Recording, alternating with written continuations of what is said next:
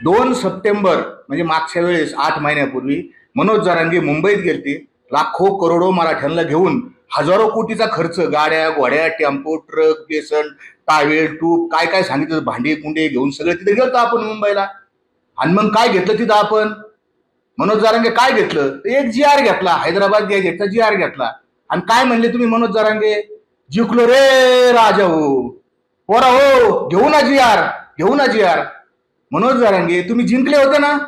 मनोज जरांगे तुम्ही गुलाल लावला होता ना? जिंकल्याचा गुलाल नाचले का नाही तुम्ही? तुम्ही नाचले, सगळ्यांना नाचवलं. मग आता कसलं उपोषण आहे? काय कारण आहे?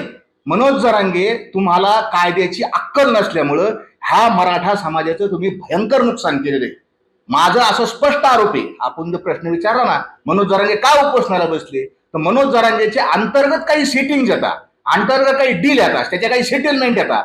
त्या सेटलमेंट सरकारने पूर्ण केलेलं नाही. ज्याला कोणी त्यांनी शब्द दिले 2 सप्टेंबरला ते पूर्ण केलेलं नाहीत. म्हणून मनोज जरांगे आता उपोषणाला बसणार आहे.